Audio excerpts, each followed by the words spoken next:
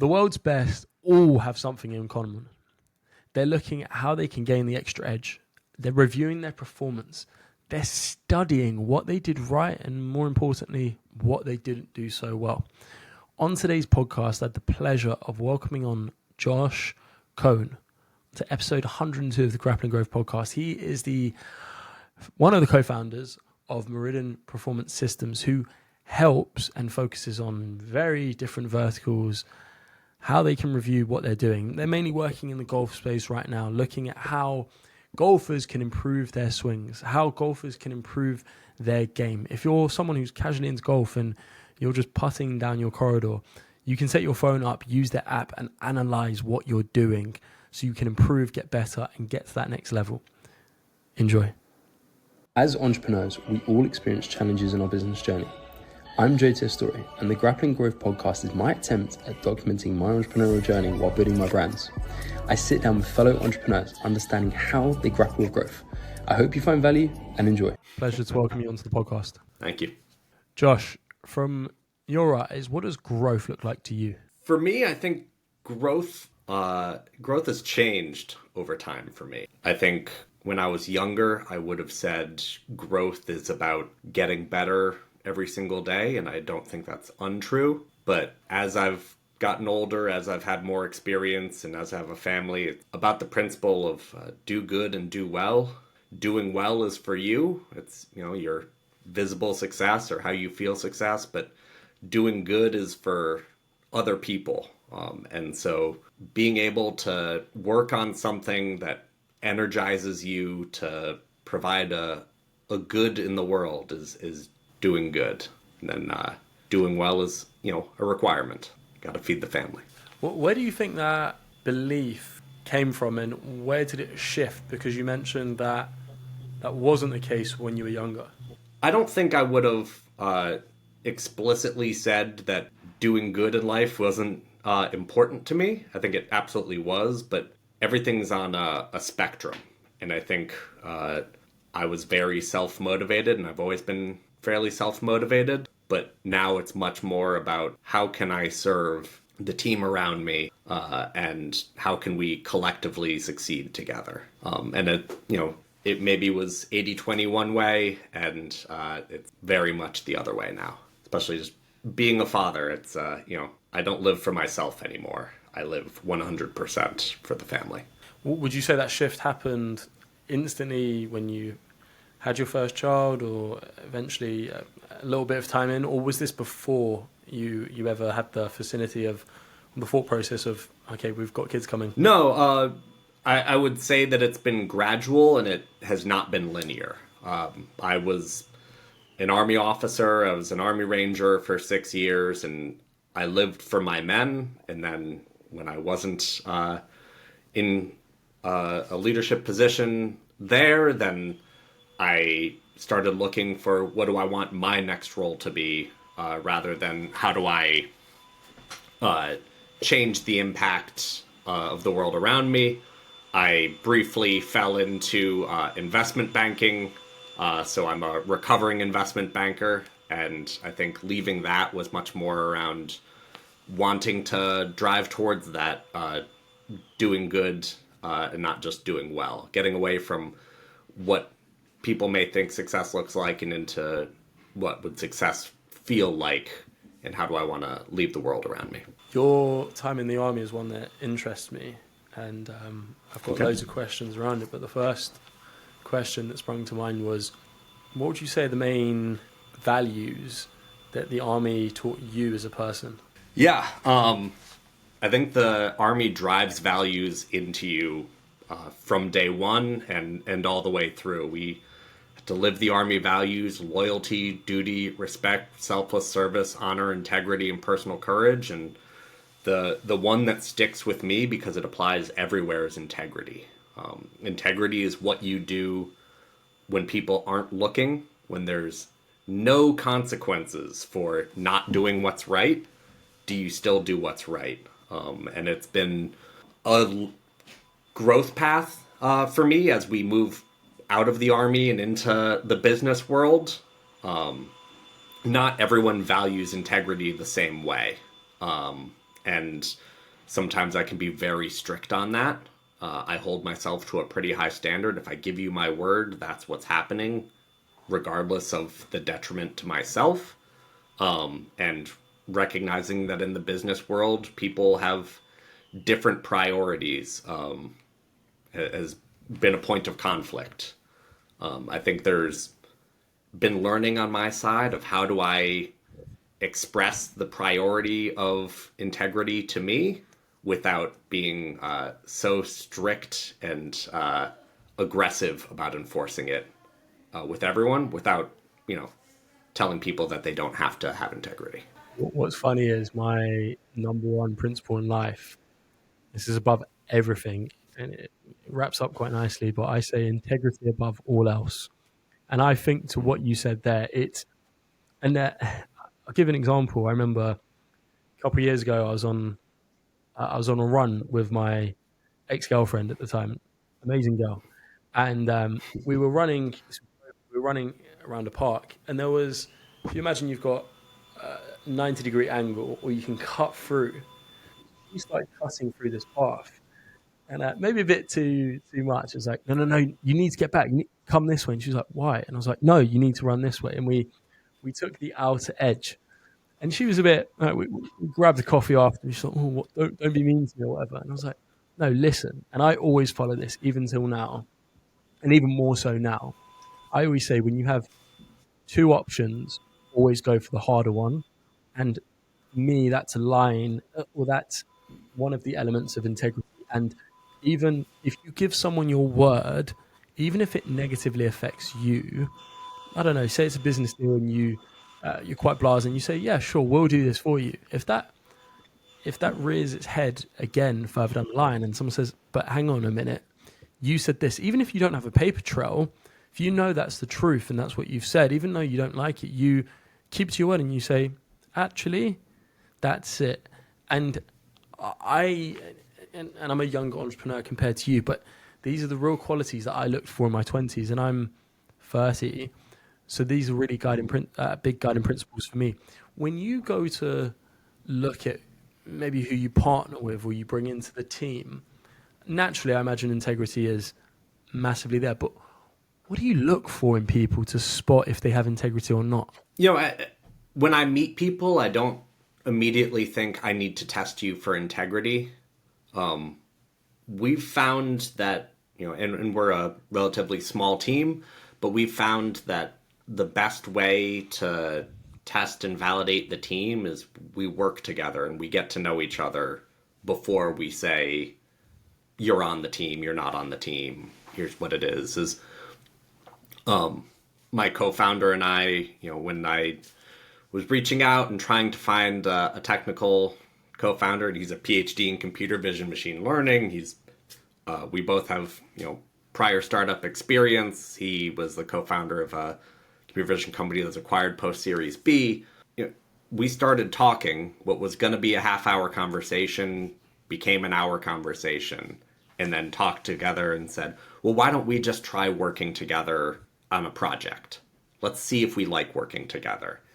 Do our styles really match? And then when we decided to really go all in, I flew out and I met with him and his husband, and we worked in his living room for a day, and then I took them both out to dinner and we wrote our founders agreement together. So no lawyers, you know, we looked at some templates, but we said, what do we want this to be? How do we want to work together? And we drafted that together and made sure that we were aligned there and our values were aligned. And then the, you know, two other core team members are, we have one woman who worked with Cody before, and so we had the experience, but the two team members who are net new to us we met them and it was a similar thing. Supposed to be a half-hour conversation. One of them was a coffee, and we ended up playing golf 2 days later, and we've talked every day since, and we talked about work, but we also talked about life. We're a company, we're not a family. I'm very, very clear on that with people that, you know, families don't How do you pay a separate the salary. two? Because I see a lot of people blur the lines. Yes. You know, family's non-negotiable. we're always together. A team and a company is, we're a high performing team, which means that there is a hierarchy. It means that at some point somebody may leave the team. But I've never been at Thanksgiving and said, or Christmas dinner and said, well, we're looking at Q1 of next year and we just don't see where you fit into the family. And I think family's a way for corporate leaders to blur the lines of work-life balance and take people away from things that could really matter for them. It's hard to be away from your child for a week at a time traveling for business, but if work is your family, it's a little sneaky way for people to judge in that. We'll ask people to spend time away traveling, and we travel a lot, but we always say we're a team, and I love my team, and I always want to take care of them, but I recognize that their family is a higher priority, and I have no illusions that the company is a higher priority than their own spouse or children or parents. Mm-hmm. I think you've encapsulated everything that I wanted to have answered there, because I agree. I really, maybe with a sprinkle of naivety, I wanted to build this family ecosystem about 4 or 5 years ago, but you realize, again, as you say, people come and go, and that's the part of the journey. You're not going to have someone in your company forever, and you're going to outgrow each other at certain points, and you have teething issues and restrictions and whatnot. But then looking and wrapping it back to your first point about hiring for integrity, it's not essentially putting tests in the way, but it's getting that feel for someone from what are you like in a work setting? What do you do privately? Do we have alignment there? What do you think about? And one of the best team members I ever brought in, he's still at our team right now, Paul. Why I love him is because, first off, he's the most religious guy I know, and that for him supersedes everything. So when he takes his days off, it's so he can do stuff with his local church. And he always knows that I'm never going to debate or argue and say, no, you can't take that day off, because probably chances are he will probably stick to his guns and say, well, sod this job, and that's fine. But I know what are the two most important things in his life: his religion, his faith, being Christian, and his family.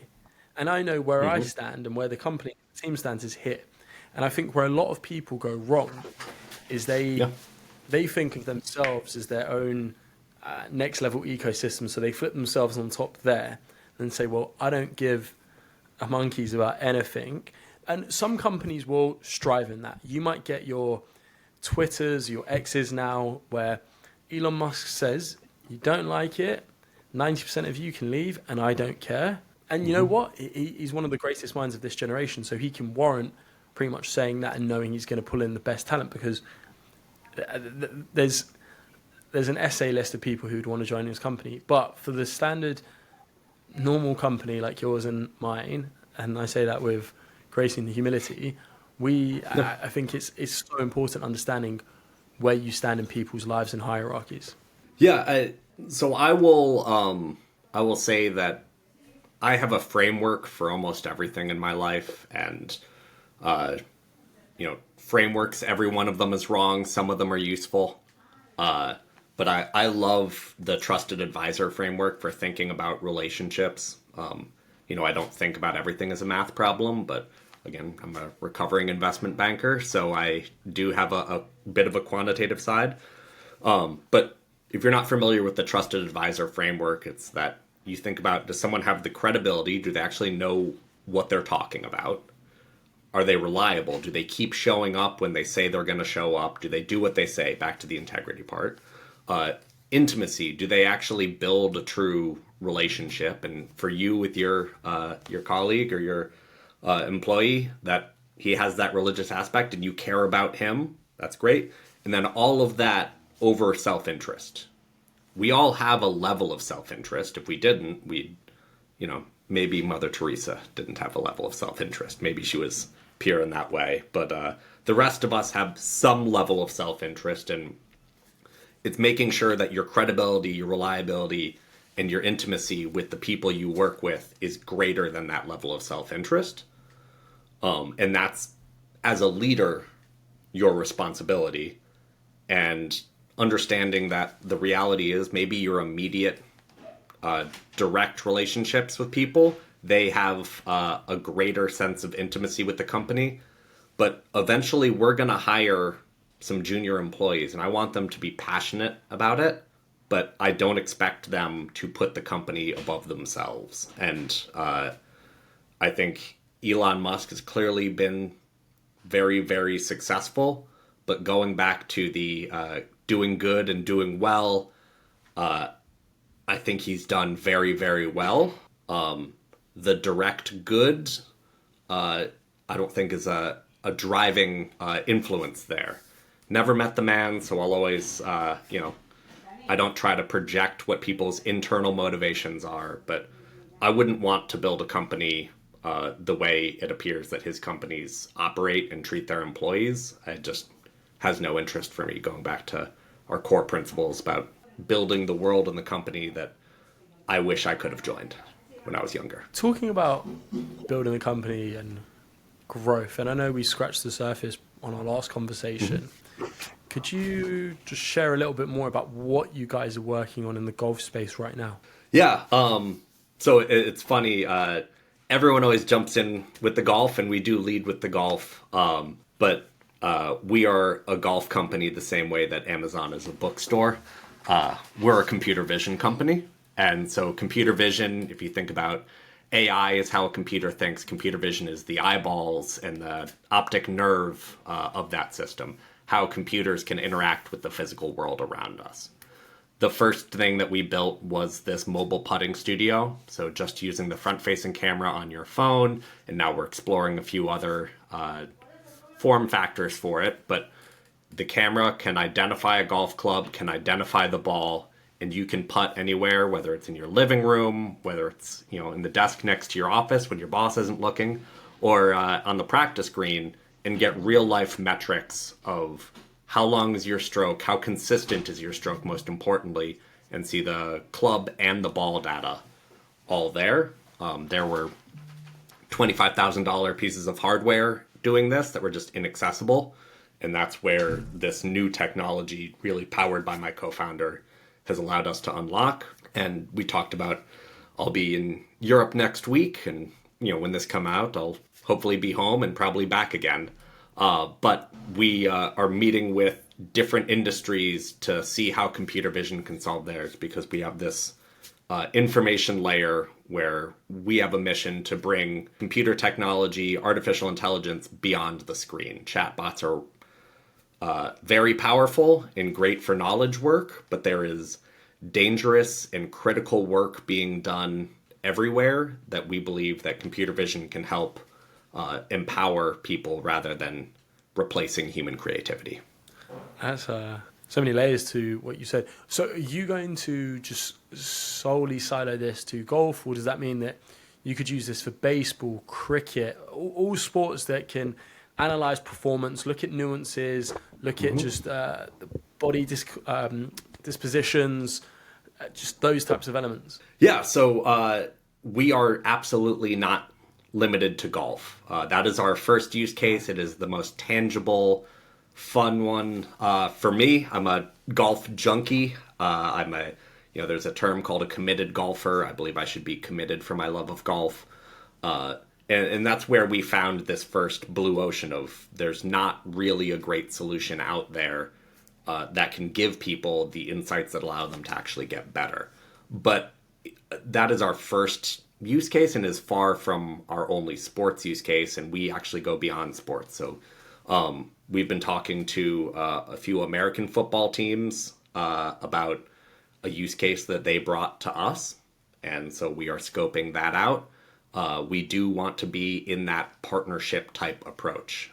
Prior to building Meridian, I was a consultant and worked with Hitachi to build the Lumada Digital Innovation Program. I was over in Japan, and we took existing technology that they had to create new revenue drivers for them.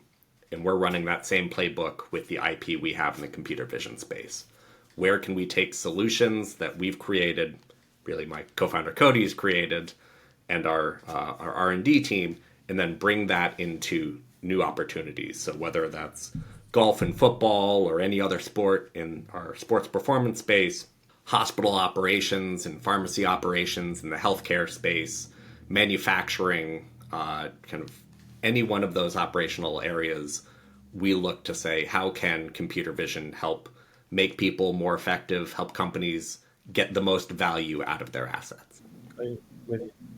What's your current go-to-market strategy right now? Are you solely looking for partnerships, licensing opportunities, or are you looking to go directly to the end consumer? As you said, I'm in my, I don't know, I'm working from home, got my strip there, I put my phone down, I'm looking at my video. What's the approach there? I imagine it's hybrid to an extent. It is hybrid. So we put out the consumer app. So you can go to pupmeridian.com and see our website, see what that app's all about. You can download it from the App Store. But that's not our real business model. That is our way of creating a product that is kind of our sales and introductory channel there. We work with professionals in order to understand what they wish they had more access to, where they want their players to go. And so we go through distribution through partners there. So we're always looking for partners in the golf space. And then we are actually doing some vetting out and following this playbook of identifying challenges that exist in adjacent industries. And we're talking to a few partners around our next opportunity, taking our IP and validating that it could help resolve that challenge and create a new opportunity. And then we co-create with those companies and help them solve their problem, validate, create a use case that we can then scale and deliver to all of their peers in the industry. Makes perfect sense. So for you, what would the ideal business landscape look like in, say, 18 months from now? In 18 months from now, our ideal business landscape is that we have 2 new products launched that are pure B2B. So we've really demonstrated that in our 2 next verticals, which we're really excited about. We have our good partners who are using them, and we've shown a return on investment for that initial MVP test. And from that, we've recruited our next 2 to 3 PhD candidates, and my co-founders on the road right now, actually talking to a number of computer vision PhDs at the moment, recruiting for our laboratory and our R&D efforts there. And so with that, we would have built out the muscles of repeatedly building new innovations and monetizing around those white spaces. That's cool. And do you have any adoption numbers that you target to hit? Yes. So we're looking for around 4 enterprise companies per new product line in year 1. So we have a playbook of how we get those, and it's, if you come on early and you want to join the early adopter pilot program, we discount it and in order to then create those use cases. But that's an exciting one. Do you have a sort of, and I appreciate you might want to keep this confidential and internal, but do you have a dream list? Are there like on your board before you go to sleep, you're like, these are the 10 companies, brands that I would love to partner with? I have a passionate for unsexy business. Okay. There are, and I broke my own rule by going into golf because I love golf, and it's the largest growing sport, at least in America, and it's fast growing elsewhere as well, obviously all around the world. But we love solving an unsexy problem. My previous startup that I was a founder of was a SaaS product, debt and lease management for municipalities and their finance team. So it doesn't get much more unsexy there, but it is critical work. It's how schools, roads, hospitals, fire departments, all of that gets funded through the municipal finance system in the U.S. and same way that councils in the UK would help take care of some essential businesses, and thus they have to have the revenue in place. So I love an unsexy business, and there are partners that we would love to work with, but we don't necessarily say we need to be front and center and part of their core brand. If we can be the architecture layer, the picks and shovels, you can go mine for gold and get wildly rich, and we just want to sell everyone our picks and shovels and be quite happy with that. I love that analogy. It's one of my favorite analogies of how to get rich in a gold rush. Don't sell the destination, sell the shovels that everyone's going to need there.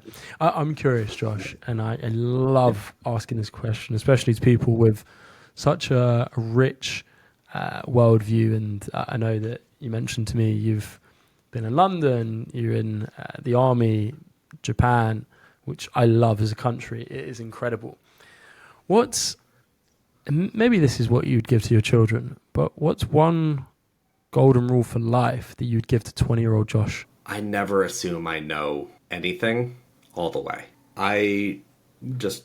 It popped into my head just as you emphasized Japan, and just thinking about every time I go to a different culture and see how they do things. There are assumed truths of communication, and it's true for a lot of other things, but if you go and you work with a designer and they'll say, this is the right way to design a website so that people are drawn to where you want them to go. That is true on a Western website or Western marketing. And when you go to Japan, if you ever go to one of the big 5 stores and go in, these giant department stores, they sell everything, and go look at the refrigerator section or go look at any section really. It is signage everywhere. Just if you're in the US and you need to buy a refrigerator, it's here's the one placard that they want you to pay attention to with the core information. Because culturally, we are very detail focused on what is most important. Whereas in Japan and a lot of other Eastern countries, are very contextual focused. They grab the broad image. If you look at a lot of old Japanese art, there's not one single focal point. It's a mural where everything is detailed. And so going there, and one of the first projects we did, our designers would look at, how are we going to sell more refrigerators? And they're like, well, you got to get rid of all this different, all these stickers all over this thing with way too much information because nobody knows what to pay attention to. And you look at Japanese websites, they're the same. There's tons of information, but that is how they consume information because that's how they've grown up consuming information. And so this idea of, this is the way it's done, this is the way it's been successful here, doesn't carry over. And it's not just an international thing. It's the way you get people to trust you in New York versus Phoenix City, Alabama can be different. And so I said before that I love a framework. All of them are wrong. Some of them are useful. I just never assume that the way we've done one thing is the way that is going to be successful always. We just need to be open to new ideas, even if they make us uncomfortable. I love that. It's great. Great point to end on. Josh, where can people find you and what's next for you? Yeah, so people can find me on LinkedIn. I think I shared the LinkedIn link with you. You can check us out at meridiankps.com if you are in the business world and you're interested in hearing about how we can take, AI, which is buzzy right now, but how it can actually impact the physical world and help companies create real world value.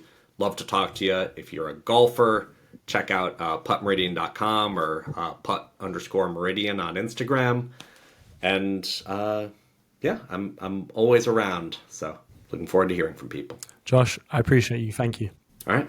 Thank you, Joe.